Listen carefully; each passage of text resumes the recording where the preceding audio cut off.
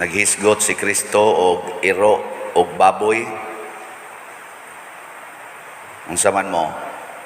Tao mo o iro o baboy?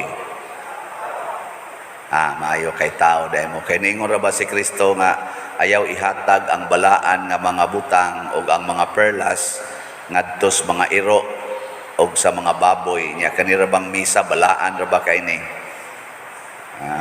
Basi niya na iro diha na ay baboy. Muna dinis atong simbahan ato yung ipabugaw ang iro. Di na to pasudlon. Pero dili man tingali ni aktual nga iro, di man tingali ni aktual nga baboy, kung dili batasan nga murag iro o murag baboy. Musta mang inyong batasan? Murag tao o murag iro o murag baboy? Kinsa dinhi ang batasan nga tao gyud? Tasa ka mo.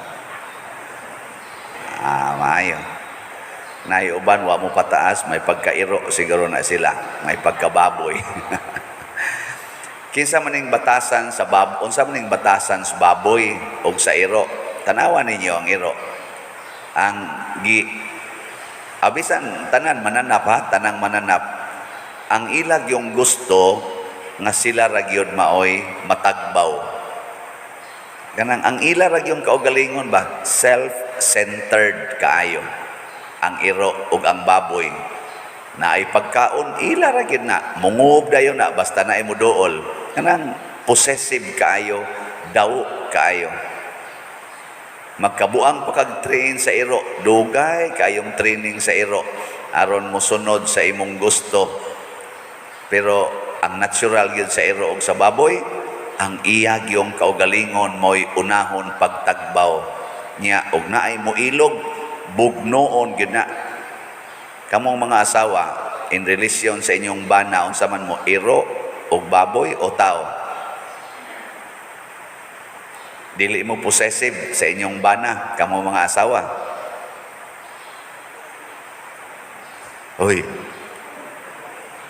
sige, kamong mga bana, dili mo murag iro o baboy, dili mo possessive sa inyong asawa. Na kung naay mo sikit-sikit, bisag pari pa, ngob dayon ka, suko dayon. Di mo yun ana. Wa na maningog. Sa ato pa, ang atong lawas, tao, kasagaran ang atong batasan, iro o baboy. Possessive. Daw masuko kung dunay moilog sa atong pagkaon or atong mga kalipay. Muna makita nato diri sa unang pagbasa, mura-mura tingali ni og rasya ning Assyria. Kay kaning Assyria dako sa kay ni sila nga kuan atong panahona ba dako kay naging harian nya sige ni silang pang sulong og laing ging harian kay ilang sakupon ang usas ilang sulungonon karon ang lungsod ang nasod sa Dios ngatong panahona nahibilin ang Jerusalem nya gamay kayo ang Jerusalem sigig ampo sa Ginoo gibiay-biay sa dako ug kusgan kaayo lig-on kaing hari sa Assyria ing siya ayaw pailad anang imong ampo-ampo mas may pag-ari ka mo ampo nako kay kun di ka mo ampo nako kanang imong Dios di na makaluwas nimo kung sulungon ti ka tan-awa gug unsay nahitabo sa ubang mga nasod ingon ana ba nya gamay kay siya nga nasod di sa ato pa normal gina hadlok kita mahadlok ana kamo di mo mahadlok sulungon mo nga ring Putin kita Pilipinas di ta mahadlok sulungon tang Putin hadlok tay uk ta ona ang gusto sa Assyria diktahan niya ang Jerusalem unsa may gibuhat sa hari sa Assyria o sa Jerusalem wa siya mosalig siyang kaugalingon didto siya miduol sa Ginoo ningon siya ikaw man joy Ginoo sa tanan ikaw may nagkupot sa tanan gipakauwawa naman mi ani, gibiay-biay naman ning among pag-ampo. Ingon dayong Ginoo, relax lang, pinaagi ni propeta Isaías. Di lagi nakasod sa imong lungsod, di nakasod sa imong syudad kanang mga haria, kanang iyang sundao. So naka 185,000 ang sundao nga musod, porti ng lisura nya usara ka syudad, nya sulungon kag lig-on kay nasod 185. Apila to? 185 ba to? Ka sundalo.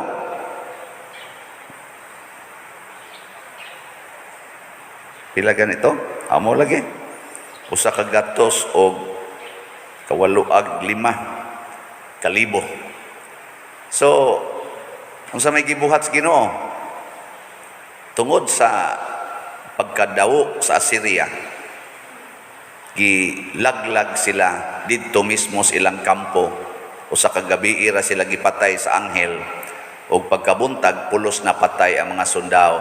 Niuli ang hari nga minghoy kay estanan. Hurot na magpatay ang sundao. Pasabot, kaning atong pagka self-centered, kaning atong pagsalig sa atong kaugalingon, masayang ra gid ni siya tungod kay dali ra kay tang mamatay, mapawong ra dayon ta. Muna ay gyud pagsalig sa kaugalingon. Gano be, lingi anay mong tupad. Ina nisalig ka nako. Ina nisalig ka nako. Ya moingon ganina siya, wa ko magsalig nimo wa nay klaro. Ang iyang kaugalingon ana mo'y gisaligan. Mao na og moduol ka ana niya isalig ko ay gyud ka. Pero moingon siya, salig gyud ko nimo. Mao na siya ang tinuod nga nisalig sa Ginoo. Kana bang mosalig tas atong isig ka tawo. Mao na nga niingon diri ang Ginoo sa atong ebanghelyo, buhatag gyud sa uban ang gusto nimong buhaton nila nganha kanimo. Mao gid na ang kinaiya gid unta nga Dios nun. Kana bang magtan-aw kas imong isig ka tawo nga murag imong kaugalingon. Haron ang mataglihok nato para gyud sa kaayuhan sa atong isig ka tawo. Kay sila naman ang atong kaugalingon. Maunay kinaiya sa tao. Di na kinaiyas mananap. Iro, baboy, manok. Di na mo'y kinaiya. Mga leon, mga tigre, samot. Kana yung maghuna-huna ka, unsay kaayuhan sa uban. Una kaning namalit na tugslat karon, congratulations, mga tao di ay mo. Mga tao ba?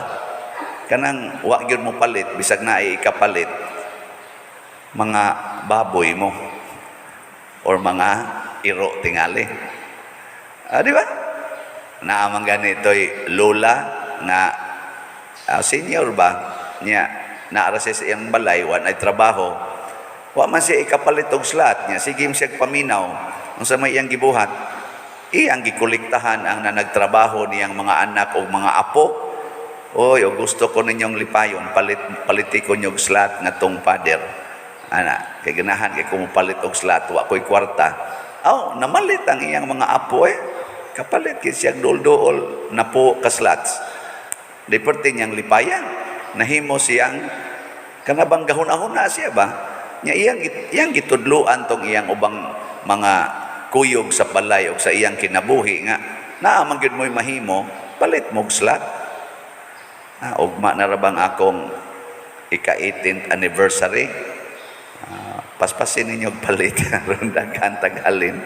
Unsa inyong ihalad sa akong anniversary, basta nalipay mo sa akong pagkapare, ug dili ko murag baboy, dili ko murag kanini ang iro, tratara sa ko ninyo nga murag representative sa Ginoo sa inyong kinabuhi. Kay kanang atong isig ka tawo mao man ay representative sa Ginoo sa atong kinabuhi. Muna tratara gid siya isip tao.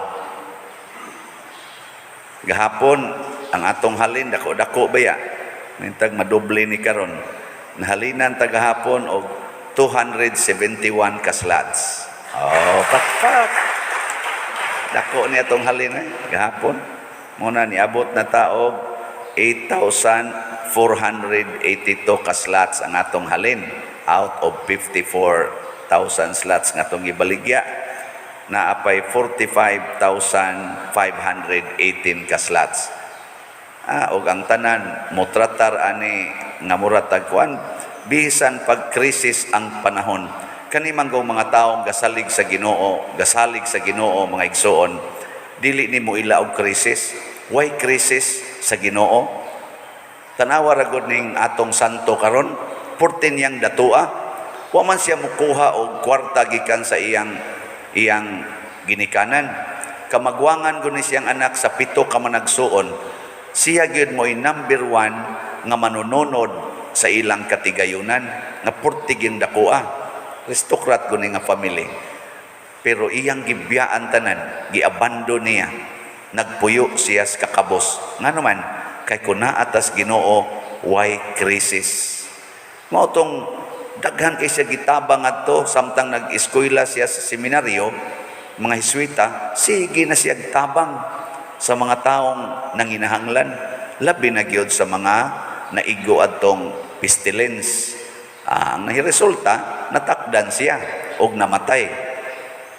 Kay di lagi mahadlok ning tao nga naas Ginoo, wa gi krisis. Nya wasan mahadlok kanus ang mamatay. Mao nang uban ingon. Krisis keren oy wa tay ikatabang. May pagkairo ka, may pagkababoy ka, kanang iro og baboy. Para gud anang tagay sila pagkaon nga usa ra ka plato. Nya 5 kabuk imong iro. Tagay dito ba usa ka plato unsa may buhaton nila? Sinikmatay gina, bugno na mga katago ng imong pagkaon. Pero lagyo sila tagaig tag sa kabaldi nga pagkaon kada usa. Oy, maghinuktok na sa daplin. Una pa na sila mahimong malinaon kung tagbaw na sila. Pero kitang mga tao lahi. Atong tagbawon ang atong isig katao, bisan pag kita wa na tay ato. Nga naman, kay lagi ang atong gugma naa sa representative sa Ginoo. Og pananglitan ro na ay adik musaka sa inyong balay. Unsaon man nimo pagtratar? Pa sudlon o dili? Imong silingan ba adik? Iladog yung kawatan kay tanan. Saan? Pasudlon dili. Nya gauwan ra ba? Tikusugas uwan. Nya siga taon kay mata.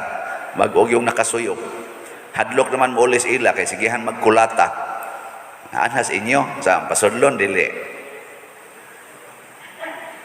Kung mo ingon, di mo tsapa di ro baboy ka, iro ka. Ibutang dahil imong kaugalingon, ikaw kuno'y adik. Ikaw ba'y adik ba?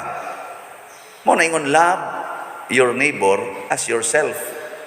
Ikaw kuno'y adik, gisalikway na kas imong ginikanan, nya niya ka ni pasilong ka aning balay sa tao nga imong nakitaan nga siging simba, nagtuo kag dawaton ka, nya wa gyapon ka dawata, una-una ako na. Ilado ba mo din ka na mga adik, sige ba nagtanaos niyo mga naong, kani siging simba, Brad Luloy ni, ato-atoon sa ila. Noktok Brad Luloy, anak ko sa inyo puyo ba, kay isalikway mong kusamo, nya tanong, di ka tao na.